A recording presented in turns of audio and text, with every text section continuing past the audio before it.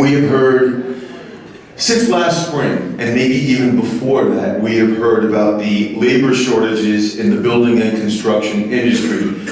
Two of our radio programs, two of the BRI's radio programs have dealt with this issue. This is a national issue, this is a serious issue, and it affects all the trades. Accordingly, that is the topic of our membership meeting this evening. We have a great panel to address the situation. With us this evening is Steve Simpson of the Putnam Northern Westchester BOCES organization. We also have Stacey Tompkins of Tompkins Excavating. Stacey's a member of the BRI's Board of Trustees. We have Richard Harris of Local 32BJ, Service Employees Union, and Matthew Persanis, Labor Counsel to the BRI, to address the programs that Local 32BJ is involved with to address this issue. We have Daniel Dawkins of the Dawkins Development Group, who is a builder, who is a construction manager, who is a remodeler. He's involved in many phases of our organization. He's appeared on our radio programs. He's absolutely well informed on this issue and a great panel member. Our last panel member, Michael Murphy of Murphy Brothers Contracting, became ill before the meeting started. He sends his apologies. We hope Mike is feeling better by tomorrow. So we're going to start a very informal panel discussion. I'd like to call upon Stacey Tompkins first. Is that okay, Stacey? Sure. Okay. And Stacey will present her views on our topic. Please welcome Stacey Tompkins.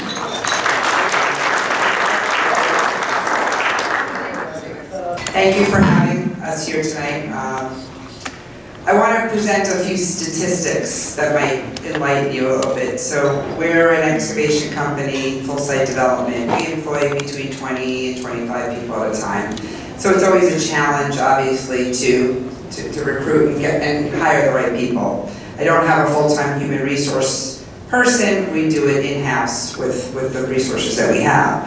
Most of our employees or recruits come from Indeed. That seems to be a vehicle for us that's pretty effective. There's Craigslist and there's some other ways. But I wanted to one of the girls in my office pulled these stats for us. So this is from June 2019 through October 2019. Skilled laborers. We posted an ad. We had 201 views, 49 applicants, 20 phone interviews. We scheduled 7 interviews in the office. There was 1 no-show. We had 6 interviews. We hired 5. 3 of those people didn't show the first day of work.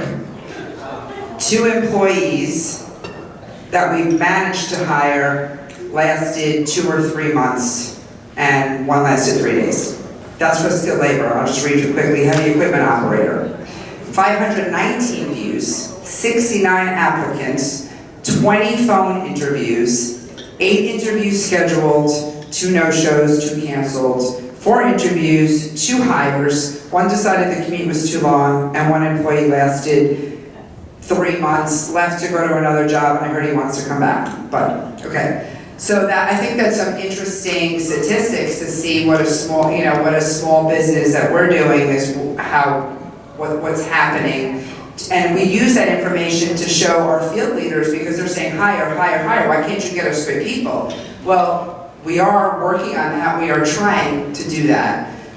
We also believe in a bonus program, so we have a 20% referral bonus program. So obviously, so somebody that works for us can bring somebody in, they would receive a bonus. And about 20% of our current employees were brought in by that way. And those are the people that do stay the longest. So it is a very effective way. Another thing that I find is very important is recruit 24/7. That's something that we need to do 12 months a year, even when we don't need people. So those were, I don't know, I have some more to say, but I'll wait for questions. So that's our take on it. We are in a shortage of skilled labor, and I believe that we've neglected a generation or a couple of generations because these people are aging out, that we're driving the trucks, the heavy equipment operators, and we've lost touch with that importance of what we need to do. I have some ideas what we should and can do, but I think I could wait until some other people speak and go from there. Thank you, Stacey. Daniel, can you come to the podium? Thank you very much. Daniel's a great speaker on this issue. His company has offices in New York City, White Plains, Greenwich, Connecticut, and Atlanta. This is a national issue, so we have a national businessman to address it. Please welcome Daniel Dawkins. Thank you. Stacey, right? Yes. Stacey touched on constantly keep recruiting, which we think is really, really important. We having some of the same issues of trying to find labor as well, you know, within our industry. We have went into some of the tradesman programs where they provide, you know, labor, carry workers' comp. We try to go those routes thinking that if we go to some of the outside industries that already have the manpower, like outside of the unions, where maybe the labor rates may be a little bit lower, we come to find out that a lot of these guys are highly paid, but they're unskilled. So what we are planning on, you know, doing in our industry, you know, as far as our company, is looking to maybe put some type of mentorship program, you know, within the company itself during the hiring process. Because there's a lot of bodies, but it's a lot of unskilled, you know, guys out there. A lot of them show up, and same thing that Stacey mentioned as far as finding people to come to interviews, we have experienced that as well. You know, guys say they want to work, you give them the offer, they don't show up. So, you know, it's a really struggling, you know, factor that we're still trying to get a handle on it. It's driving construction prices higher. It's taking longer to get projects completed. So these is, you know, different strategies that, you know, we're trying to figure out, you know, within ourselves, you know, just, you know, as far as this what's going on in the overall economy itself, you know, since the recession. You know, so we have, in my industry is more residential. You know, we got more 80% residential to where we don't have the prevailing wages and things of that nature like some of the commercial where we can go to the union and we got the budgets, you know. So there's a struggling factor in between what a customer is willing to pay, you know, versus what some of the guys that are showing up is asking for. And so we're finding that it's gearing towards more of subcontracting, but even with subcontracting, you know, some of these crews might only have 2 or 3 guys, and you're waiting on timelines on when they can get to your projects.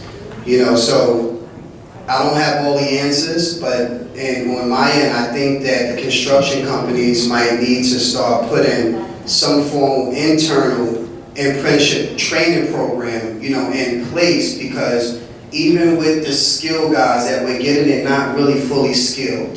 And then that's the problem that we have, and we still got to pay them at the end of the day. You know, so it's a struggling, like you know, Jeff mentioned, you know, we started out in Atlanta, you know, we're doing things here within the New York City market where the rates are a lot higher and things of that nature, but the labor is just not panning out.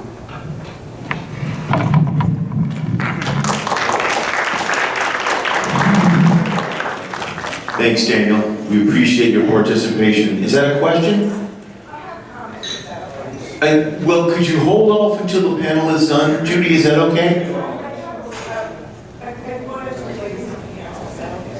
All right, we can do it quickly. Thank you. I'm Judy and I work for D&D Elevator, and we face the same. We have a aging population, so we developed our own learning center. So I wanted to throw that elevator learning center, and I wanted to throw that out to bring in people to train them on how to be elevator mechanics and technicians. So that recruited the gentleman up.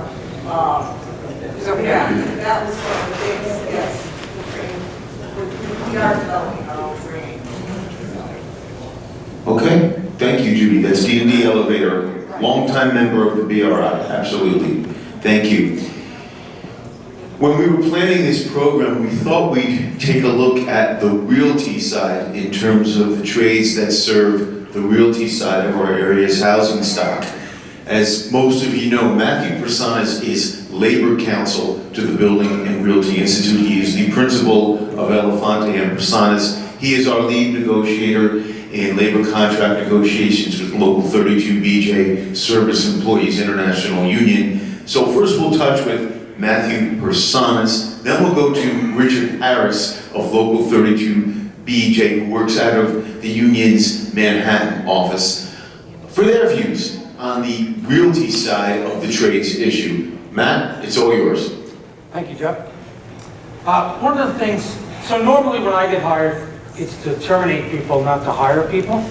So it's a little different position for me tonight. But in dealing with terminating people, after they're terminated, you need to hire someone to replace them. And what I find and what I've found is, if you asked me this question 10 years ago about where are the supers, porters, handymen, and buildings, I say put an ad in the paper. And I can remember, it was 11 years ago, at this time, we were negotiating a contract, and one of our employees was, we put an ad in the local paper. We didn't put it online, we just put an ad in the local paper asking for an imaginary superintendent. And we've got 600 resumes within a week. That same ad today is generating about 5. So I have some ideas on why that's true, but it's not just this industry. I represent a bus company, school bus company, and what they've had to resort to do, because they can't find people come school time, they have to keep their people on year-round. They find routes for them, working for camps. They do whatever they can, and some of the people they pay to stay home. But if they stop paying them, they're gone, and they can't find them again. And come school days, they can't fill their staff. The same thing happens with a carpet and hardwood floor installation company I represent. They hold 5 job fairs a year, and they do it everywhere. They do it at Westchester County Community College. They do it wherever they can get one. And they have the same problem. Similar to what you talked about, was people come in, they'll interview them, they'll want to hire them, they'll make an offer, they'll never hear back. The people who do come last a week and leave. So, I think we probably are all going to talk about why, or the troubles we're having. And we can't hire anyone, there's no jobs, there's no people to take these jobs. We hear today, actually, the unemployment rate dropped again. That was reported today. So obviously there's people employed, but how do we attract them? I think one of the things we're not doing in our industry is we're leaving out roughly 60% of the population. There's no women. There's no women in our jobs. Super, porter, handyman, concierge. I see very few. We have 4 female superintendents in all of Westchester County. That's not very many. So, can they do the job? Yeah. I don't see that there's a reason they can't. There is a training program that the BRI has been working with 32BJ to attract women into the industry, try and train them. I do know in the industry we're in, a lot of it, I see a lot of repeat customers.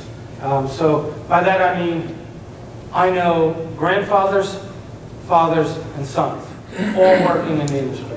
And I've been in the industry since 1991, and I worked with men's grandfathers, I've worked with them, and now I'm seeing their sons in the industry. But I'm not seeing any daughters.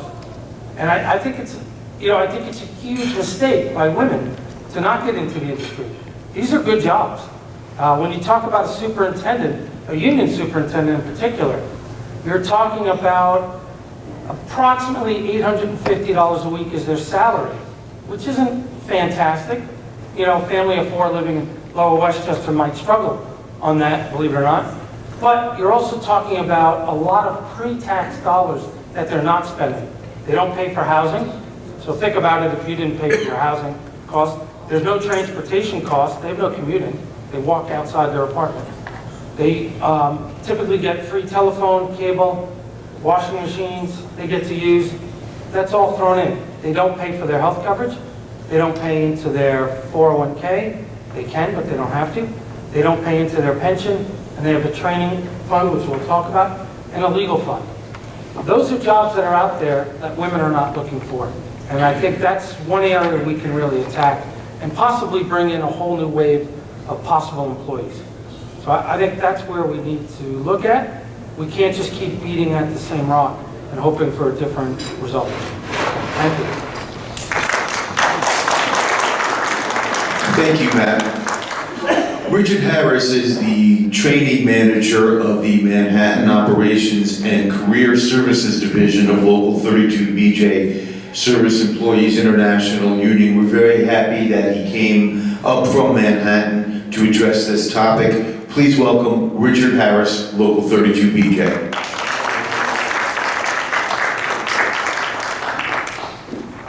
Good evening. As Jeff said, my name is Richard Harris, and I'm from the 32BJ Training Fund. And yeah, we are definitely in a time today where I know for me growing up, the whole idea of getting into trades really wasn't something that was presented to me. The whole idea was you go to high school, graduate, go to college, get your 4-year degree, and you work a white-collar job, and everything's going to be okay.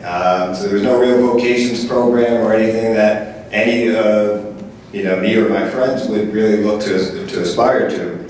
And so coming into the industry about 10 years ago and working with the 32BJ Training Fund was really an eye-opener for me. And the world of labor and management and thinking about how things work together and how many people work in our buildings, whether it be in Manhattan, Queens, Bronx, Westchester, wherever we have members, and really thinking about all of those jobs that are there and not understanding, as Matt said, what kind of benefits they really have. So just really want to give you an overview of who we are, how things work, and maybe give you a little bit of a bird's eye view of how things can work to get a population that may come in unskilled to a job, but with the resources that you provide, can then aspire to greater things as they move forward. So the 32BJ Training Fund is a joint labor management partnership, okay, between the Building Realty Institute and Local 32BJ. Building owners as well as property management companies pay in on behalf of the members for their benefits, and the money that gets provided from those funds gets put into our fund, and we create a budget that then provides the classes for the members to take. It's free to eligible members, again, as Matt said, so the contributions you make allow our members, your employees, to come in and take classes for free. We work on a trimester basis, fall, winter, and spring. We operate where members live and work. So if they live here in Westchester, but they might work in Connecticut, we've got classes in Connecticut, we've got classes in Westchester, all over. We work on a fall, winter, and spring on a trimester basis, and we offer courses and quick courses. Currently, we're offering over 150 courses and quick courses, and I'll get into some of those as well. You guys have catalogs in the back. That's our promo catalog, so that's all the various locations where we are. That's up and down the East Coast. So unlike many unions that you see out there, we're constantly expanding, consolidating, and so now we go as far up as New Hampshire all the way down to the state of Florida, North Carolina and South Carolina excluded, but the whole DC area, New England, the Mid-Atlantic region, we're there and we're constantly growing. And so that's really a credit to the union and the work that they do organizing and getting members out there. Some of the locations that we have here in Westchester, just so that you're familiar: Berkeley College, downtown White Plains, Portchester High School, Southern Westchester BOCES, you're going to be hearing from Northwest Westchester and Putnam, but we also offer classes there in Valhalla, and we just added White Plains, Romisho Alternative High School as well. And at those locations, we offer carpentry, plumbing, electricity, and air conditioning and refrigeration, all free of charge to members based on the contributions that are made by employers.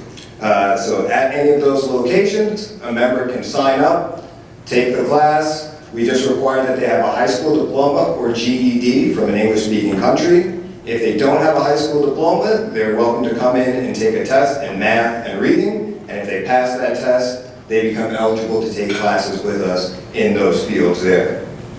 So what we see is that somebody could come in and be a porter, maybe not necessarily the most skilled position, but wait a minute, now they have an opportunity to go in, do plumbing and electricity, then qualify to go on and take their air conditioning and refrigeration class, which lasts a year, which then gives them the opportunity to get a national license, which is their universal, EPA universal license, which allows them to handle refrigerants.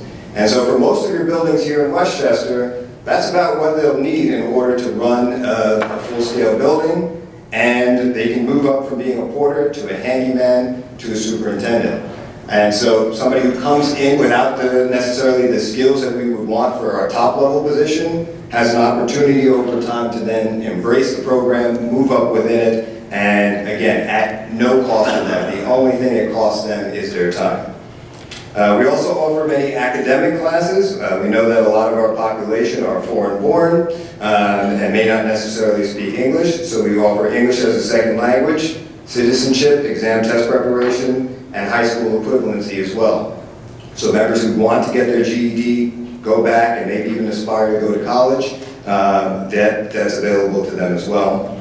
Computers. We offer running a building with a computer class, basics, Excel, PowerPoint, and Word, giving them all the skills they need, because we know that our superintendents and our resident managers don't just need to know plumbing, carpentry, and electricity anymore, right? There are so many more things, so many more systems that are coming about that our membership needs to know, and so we're on the cutting edge of all of that. I believe next month you guys are going to be talking about green products. We've been, for the last 10 years or so, providing green buildings training for our members. We've held some classes up here in Westchester, in New Rochelle, when we were doing our 1,000 Students program. But we work with, again, nationally recognized organizations like the Building Performance Institute, GPRO, which is the Urban Green Council, and Lead Green Associate are some of the various courses that we offer. And I just want to submit to you tonight that we're constantly looking for grants and ways to, other than the contributions that we receive from our employers. And if I had the presentation here and up, we have a new program that's for all of New York State. We received a grant from NYSERDA to work with buildings from a management level and from an employee level to help you guys to run your buildings more efficiently. And so what happens is a building manager can sign up for the program, decide that they're going to have all of their staff trained together, work on different ways that you guys can improve your building to make it more energy efficient, and we'll go through all of the different steps, look at where you are, look at the energy that you're using now, and at the end of the training, see where we can improve and where we've improved with your input. The thing is that we like to think about it, and this program is really great because when we just had a regular Green Supers program, we'd send people out, they'd take the training, but management didn't know what they were learning. And so management feels like when the superintendent comes back and tries to pitch you on something, well, okay, that's all well and good, get back to work. But when you're invested in that process together with the member, learning about something new as it's coming together, you're both growing together and really understanding at the same time, well, what is it that's actually being offered here? Where can we save money?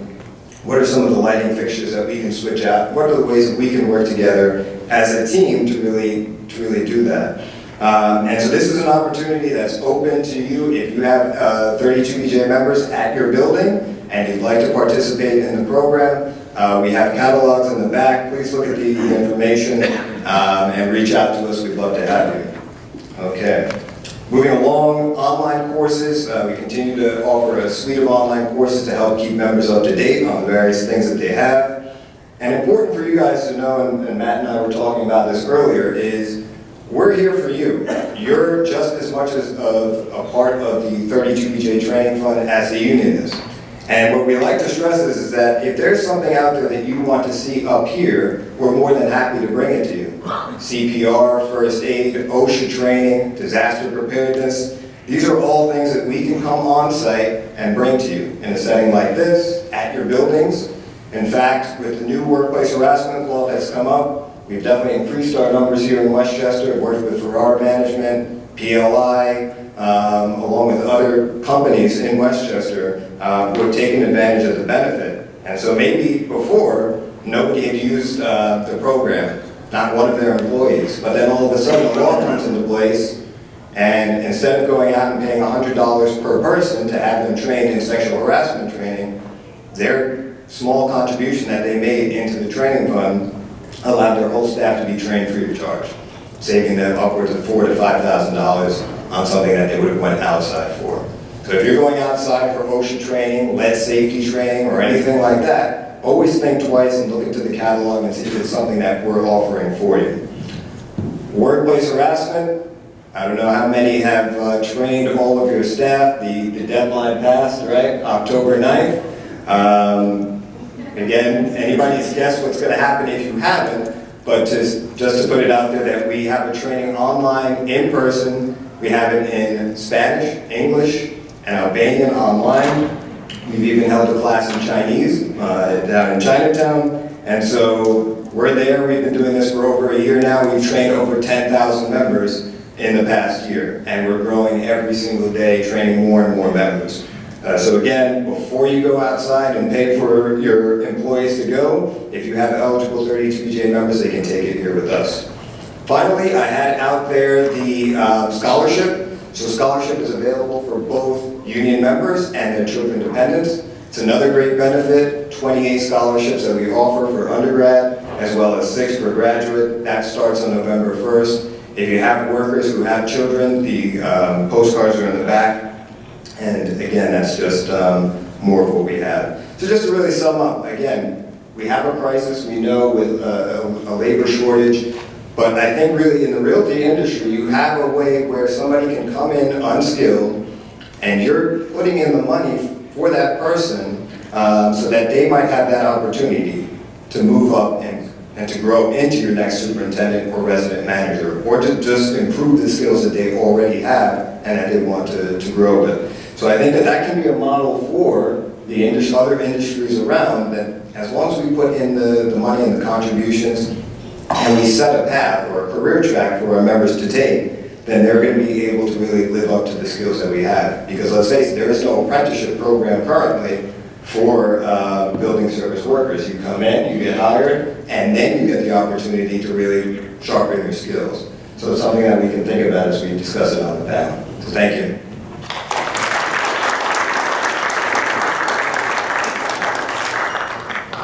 Thank you, Richard. Steve Simpson is a longtime member of the Putnam Northern Westchester Board of Cooperative Educational Services Families. He can address what his organization is doing in terms of training and education for the various skills and the various trades that our members are involved in. Please welcome Steve Simpson. Putnam Northern Westchester Board of Cooperative Educational Services. Thank you, Jeff. Thank you. Well, I have to tell you that Jeff and Albert have been great to our school, and I've been to many of the meetings here and been warmly greeted and taken in under your wing. From the latest communication from Jeff, he gave me some guidelines on what he would like to hear as far as the shortages in the trades are all about. So I took it upon myself, and before my computer locked up at school today, I got onto the Bureau of Labor Statistics, and some of the stats that popped out were that there's 300,000 jobs unfilled right now. And by 2026, which seems to be the magic number with this Bureau, there's going to be an additional 750,000 jobs that are going to go unfilled. So that's going to put it roughly over 1 million that they can put a finger on. In addition to the unskilled, in addition to the lack of skilled workers filling these jobs, the workplace is further depleted by the grain of the remaining people in the field. So those people in their 40s are going to be edging out soon enough. And for every 5 of those workers, there's 1 replacing them. So that, again, leaves a big gap that's coming at us. That's what we're facing in the future. The younger people, I don't know where they got this, but they feel that working with their hands is somehow maybe beneath them, that working in construction means getting dirty, that it doesn't involve technology. It might be too physically demanding for them. Anyway, I think they've been misled, certainly, as far as this is far as this kind of brainwashing by most of the time by their parents is concerned. I have 2 children. My son Matthew, by the time he got into senior year of high school, I decided that he was going to study electrical at my school. A friend of mine teaches a fantastic program, and he did not want to take this class. And he took the class under duress and told me that he was going to be missing out on a significant part of his social life. He had enough already. As far as I was concerned, I wanted him to learn a trade and also to pursue a college degree. And he took the class with Mr. Marino, the electrical teacher, along with 33 other kids. And he was top of the class. They sent him on to the state competitions. 1-year student, loved it. I asked him if he had any regrets, and his only regret was that he didn't take it for 2 years. All right, so my daughter is now, that was 2 years ago, my daughter is going into her senior, and my wife and I were scratching our heads trying to figure out where we're going to steer her towards, other than just a generic college degree. And she expressed an interest in daycare or nursing, and the school offers both. My school offers training in both. So I signed her up for a certified nursing assistant. She's in the program now. She absolutely loves it.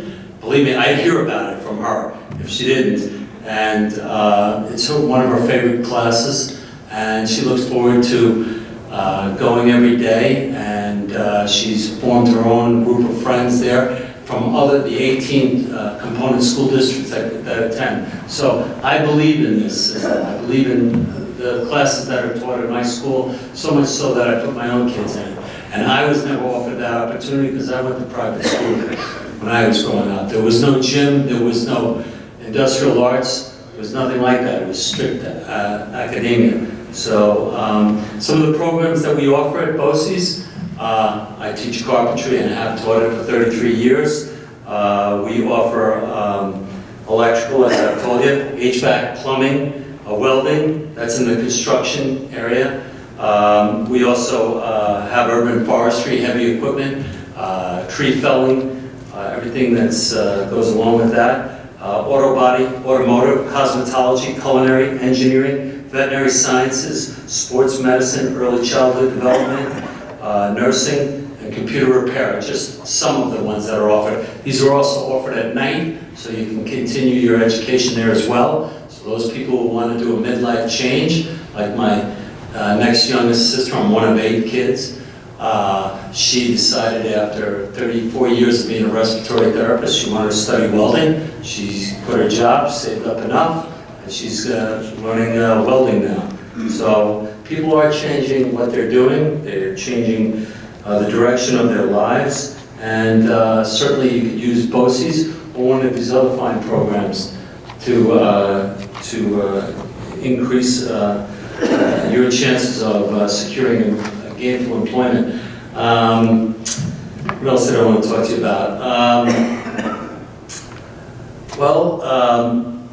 How can you members help in this situation as far as the lack of skilled labor? Well, you could attend the local board meetings, the Board of Ed meetings, and maybe express a concern that, you know what, you've abolished the industrial arts programs in the mid-level classes, 6th through 9th grades. Maybe we need to bring industrial arts back, all right? And on the high school level, get the guidance counselors to speak up about it.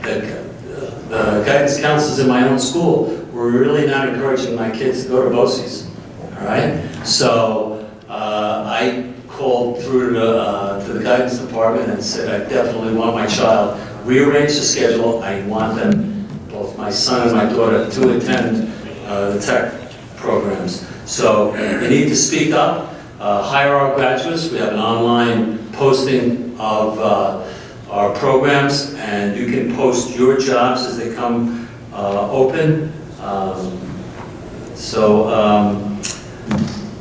I guess that's just about it. I think I've skipped around enough on this. Does anyone have any questions? Anyone? Where can they post their job openings? You would go to pnwboces.org site, and then you would then follow through the drop-down menus, and you would be able to post it. And we also have a job counselor, Melissa Korea. She's fantastic. She's formed liaisons with various contractors and unions, so she's an excellent resource. What else? Anyone else for any panel member? Okay. Okay. At this point, we would like to thank Matthew Persanis, Richard Harris, Stacey Tompkins, Daniel Dawkins, and Steve Simpson for their excellent presentations.